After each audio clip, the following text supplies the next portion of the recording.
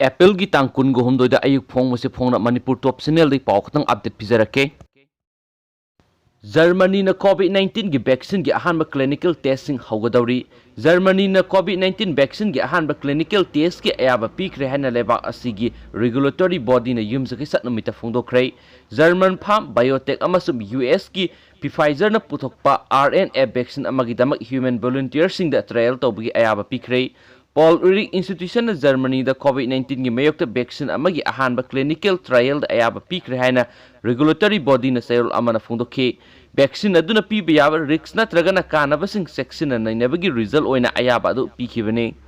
Atopa paw amadana mo Oxford University na ngasi COVID-19 gi vaccine human trial hauragane. Malim gi oina kiningai oiraba COVID-19 laina asi laksin baga mari lainana UK gi Oxford University na vaccine ama puthokre. Hairiba vaccine asi hayeng sagol sin numite human trial tawragani haina UK gi health secretary na phongdokre. Vaccine asi makata na study tawnaba amasum puthoknaba gi damakta UK government ki maikedi university gi team asida US dollar million kungamari pound million kun piragani. Makata na scientist sing na vaccine asi gi matangda thijin humjinaba gi thapak tawriba Imperial College na pound million kungani thoiga point manga piragani. Oxford University gi scientist sing na mamangda lakadoriba September tha asida COVID-19 gi vaccine million kya putholagani haina phongdokhibasu lairabani. UK gi Secretary of State for Health and Social Care Mart Khonokna University gi team sing adu thagatpa phongdokhi karigumba vaccine asi mai pakpa taragani UK government na manufacturer sing capability sing adu invest togani masi maru oina British miyamra vaccine asi marang kaina phanganabagi damaktane.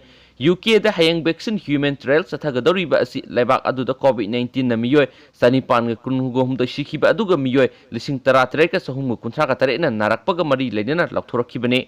Hayang ahanba trial oina volunteer songa romda human trial asi sathagane. Vaccine asi hokhiba February thadagi sa singda test tawduna lakhibane. Atopa paw amanamuk April kunga tareta PM na CM singa lockdown plan gi matangda khanagadawri. Ahumlak suboy na Prime Minister Narendra Modi na tha asigi kunga tareta lebak asigi state singi minister singa national lockdown amasum COVID-19 status asiga mari lainana video conferencing pangtokadawri. Paw gi source amana makata na hairiba na Prime Minister Narendra Modi na Chief Minister singa wangang badana tana haujik sathariba lockdown asigi feedback sing hangadawri. Prime Minister na ahum suba tangkaki oina video conference pangtokadawriba asi haukiba April kunda lockdown asiga mari lainana center gi maikedi gi anaoba guideline ama thoktuna komthokpa khara laikhiba adugi matungdani. Chief Minister singi feedback sing adu taraba matungda center gi maikedi gi makha taba strategic thorang tawragani hane su pausi isna phungdorakli. Atopa marueba pawamana mo COVID-19 Delhi da media personnel sing test tawba hokre. Assam, Karnataka amadi UP dasu media personnel sing COVID-19 test tawnanaba thorang lokhatkre. Mumbai da paumi yangkai hena amasum Chennai da base tawba news channel amagi paumi kun hena COVID-19 positive oikraba matungda Delhi lengakna maphamdugi media personnel sing COVID-19 test tawba ngasidagi hokre.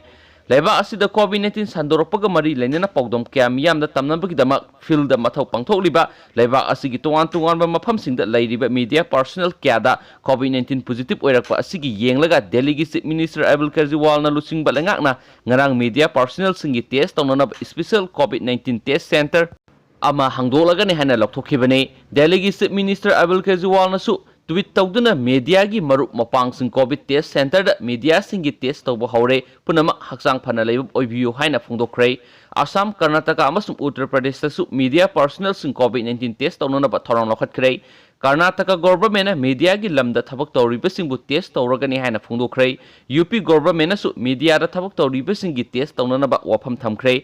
Assam gi Health Minister Himanta Biswa Sharma na phungdokhibada Mumbai amasum Chennai da media personnel kya COVID-19 positive oirakhiba asina maram oiraga Assam government su state asigi media personnel sing lakliba April kunga mangada Guwahati Medical College and Hospital da COVID-19 test tabgi khudong saba phangalagani haiki amaromda Ministry of Information and Broadcasting na thadorakpa serol amana media personnel sing na mathau pangthokpa matamda haksel ga mari leinaba sexual thorang sing lokhotnanaba khangan kibaga loinana media hawk sing gi management sinasu makhoi gi field staff sing amasum office staff sing gi su mathau taba sexual thorang sing lokhotnanaba wafam thamgure haina su pauksi sigi kuthangna